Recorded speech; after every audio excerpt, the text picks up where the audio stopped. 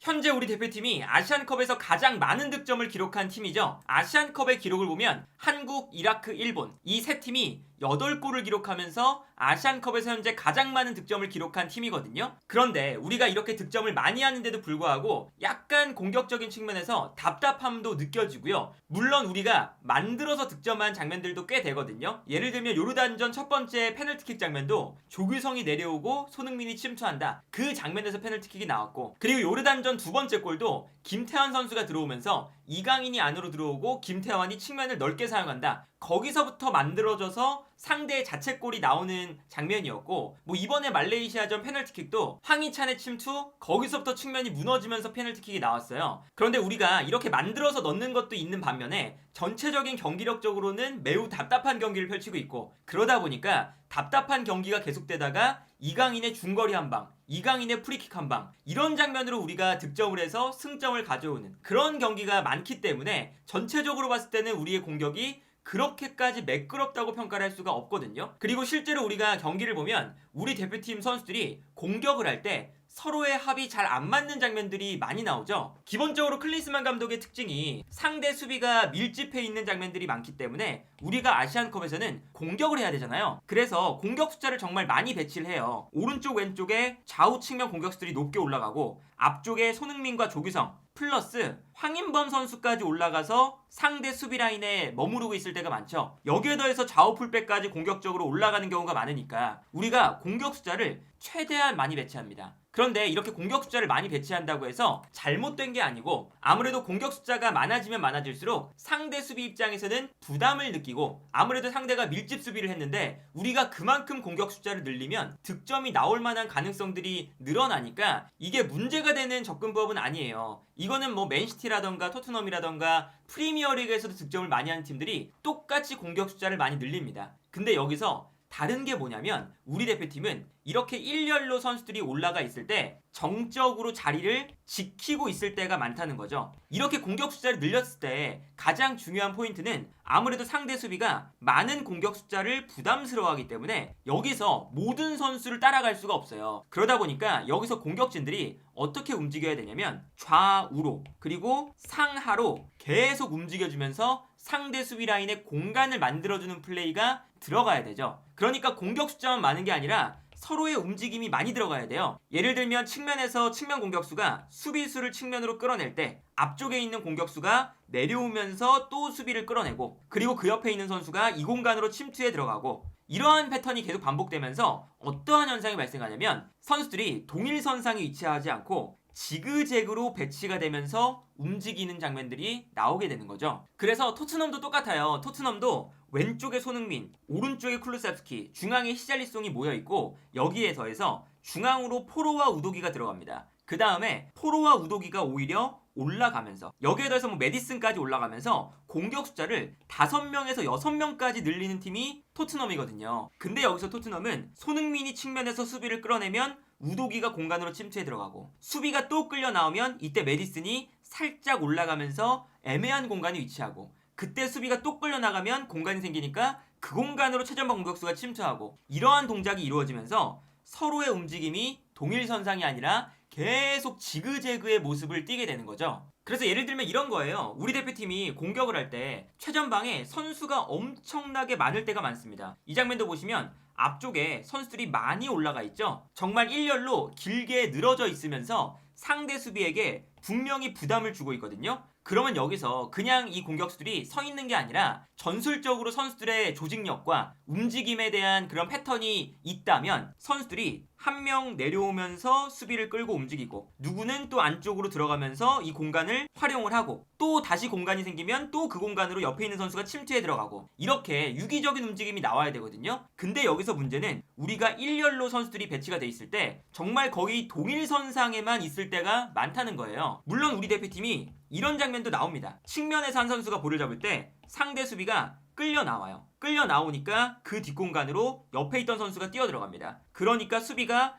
또 한 명 이 선수에게 끌려 나가죠. 그래서 이 다음 장면을 보시면 이 공간으로 패스를 보내주거든요. 그리고 수비가 패스가 들어가면서 이 공간으로 한 명 더 수비가 끌려 나올 때 그 뒷공간으로 다시 한번 선수가 침투해 들어갑니다. 그러니까 우리 대표팀이 한 선수가 수비를 끌어내고 다른 한 선수는 침투에 들어가고 그 다음에 다시 한 명이 침투에 들어가면서 완전히 움직임 자체가 계속 지그재그로 왔다 갔다 하고 있어요. 그러니까 상대 수비가 한 명 한 명씩 결국에는 끌려 나오면서 뒤에 공간이 생기고요. 이 공간으로 패스가 들어가면서 상대 수비의 뒷공간을 무너뜨리는 모습이 나오거든요. 근데 이런 모습이 대부분의 장면에서는 잘 안 나옵니다. 그래서 우리가 어떤 장면이 나오냐면 단순하게 그냥 이강인한테 주고 이강인한테 해결을 바라는 그런 모습들이 많이 나오거든요. 예를 들면 이런 장면입니다. 앞쪽에 선수가 많이 배치되어 있죠. 거의 동일선상에 많은 선수가 배치되어 있는데 이때 수비라인 안쪽에 있는 이강인에게 패스를 보내줍니다. 그리고 이강인 선수의 장점은 이 안쪽에서 볼을 소유한다는 거죠. 그래서 이강인이 이 안쪽에서 볼을 소유해요. 그런데 이강인이 볼을 소유하고 있을 때 뒤쪽에 있는 선수들이 공간으로 뛰어들어가지 않습니다. 만약에 이강인 선수가 볼을 잡았을 때 우리가 움직이는 패턴이 존재한다면 이강인에게 수비가 쏠리는 순간 반대편에 비어있는 공간으로 몇 명의 선수는 침투에 들어가면서 이강인의 패스를 받아줄 수가 있거든요. 그리고 심지어 이강인이 의도적으로 왼발로 볼을 잡아두면서 반대편을 바라보고 있죠. 근데 반대편을 바라보고 있는데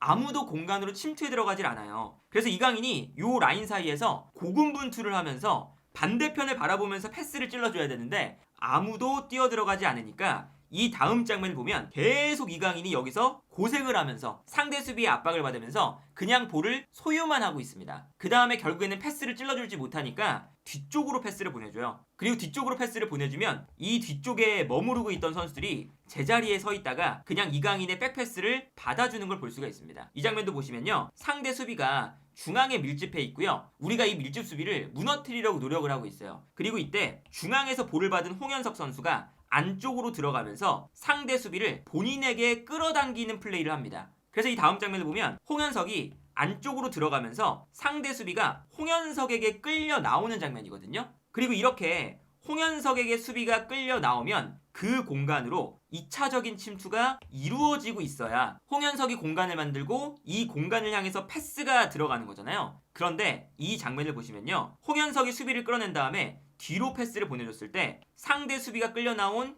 이 사이사이 공간들로 뛰어들어가는 선수가 없습니다. 이 장면도 역시나 뒤쪽에 선수들이 그냥 일렬로 제자리를 지키고 서 있는 걸 볼 수가 있죠. 이거는 그만큼 우리 대표팀이 누군가 뛰어들어갔을 때 2차적인 침투를 해 들어가는 패턴이 부족하다는 걸 알 수가 있는 장면이고 심지어 공간 침투의 최고의 모습을 보여줄 수 있는 손흥민을 가지고 이러한 약속된 플레이가 안 나오니까 우리 입장에서는 너무나 답답함이 배가 되는 거죠. 그래서 결국에는 우리가 늘상 이런 장면이 많아요. 우리가 앞쪽에 공격 숫자는 많은데 선수들이 거의 동일선상에만 위치하고 있고 특히나 상대 수비 라인 약간 바깥쪽에 위치하면서 상대 수비 입장에서는 한국의 공격 라인을 그냥 일렬로 대형을 유지하면서 막아내고 있는 이런 장면들이 많거든요. 그런데 당장 지난 새벽에 맨시티의 경기를 보면 물론 맨시티와 대표팀의 조직력이나 선수들의 차이가 있겠지만 맨시티의 공격작을 보면요. 선수들이 서로의 움직임을 잘 이해하고 있습니다. 이 장면을 보시면 측면에서 그바르디올이 잡을 때 토트넘의 수비가 한 명 끌려 나와요. 끌려 나오면 안쪽에 있었던 선수가 이 공간으로 또 뛰어 들어갑니다. 그러면서 수비수가 한 명 더 끌려 나오는 거죠. 그리고 그 공간으로 일단 패스를 보내줘요. 그 다음에 끌려 나오는 선수의 뒷공간으로 또 한 명의 선수가 뛰어 들어갑니다. 그래서 이 다음 장면을 보면 패스가 안쪽으로 들어갔을 때 선수 한 명이 뛰어 들어가면서 수비수를 한 명 끌어내죠. 그런데 끌어내는 순간 안쪽에 있었던 선수가 또 이 공간으로 뛰어 들어가면서 또 수비수 한 명을 또 끌어냅니다. 그래서 이 다음 장면을 보면 안쪽에서 볼을 받으면서 수비수를 한 명 끌어내 놓고 그 다음에 또 그 안쪽으로 뛰어 들어가는 선수에게 패스가 들어가고요. 그리고 이 패스가 들어가면서 수비수 한 명이 또다시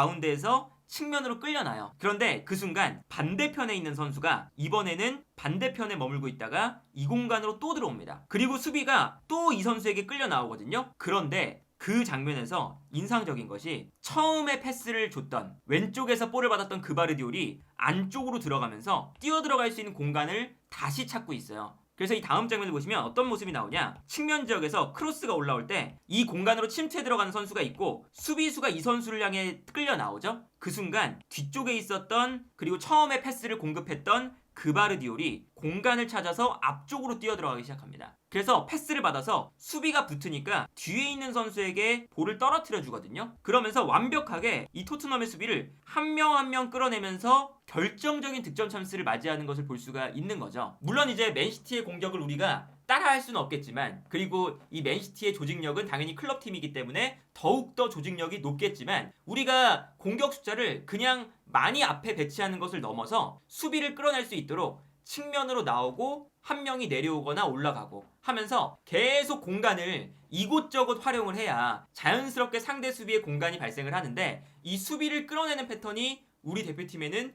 매우 부족한 상황이다. 그리고 이러한 패턴이 부족하다 보니까 우리가 득점이 많이 나오고 있지만 답답하다고 느껴질 수밖에 없고요. 그러다 보니까 이게 사실 클린스만 감독이 말이 좋아서 자율 축구다, 뭐 자유도가 높은 축구다 라는 이야기가 나오고 있는데, 그 자율적인 축구도 어느 정도의 전술적인 틀, 그리고 어느 정도의 전술 패턴이 만들어졌을 때 그 패턴 안에서 선수들의 자율성이 발휘가 되는 거거든요. 그런데 지금 클린스만 감독이 보여주고 있는 우리 대표팀의 뭐 전술적인 짜임새라던가 공격적인 패턴은 자율성을 극대화하는 축구가 아니라 자율 방관 축구라고 할 수 있을 정도로 전술적인 짜임새가 매우 부족해 보인다. 그리고 이 정도로 전술적인 짜임새를 만들지 못하는 건 우리가 공격 라인에 보면 손흥민, 황희찬, 프리미어리그에서 득점왕 경쟁을 하고 있는 선수고, 이강인, 전 세계적으로 이렇게 찬스 메이킹을 잘하는 선수가 사실 드물어요. 이런 공격진을 가지고 짜임새 있는 공격을 만들어내지 못한다는 게 클린스만 감독의 분명히 문제가 있는 거고, 그래서 우리 대표팀의 가장 큰 장점은 압도적인 공격력이라고 할 수가 있는 거거든요. 선수들의 개인의 역량, 공격적인 역량이 특히나 매우 뛰어나요. 그러면 이 공격적인 역량을 우리 대표팀이 조금만 더 짜임새 있게 발휘를 해줄 수 있다면 16강뿐만 아니라 우리가 기대했었던 결승전 우승까지 충분히 올라갈 수 있는 팀이기 때문에 토너먼트에 올라갔을 때 부디 짜임새 있는 공격이 많이 나왔으면 하는 바람이 있네요.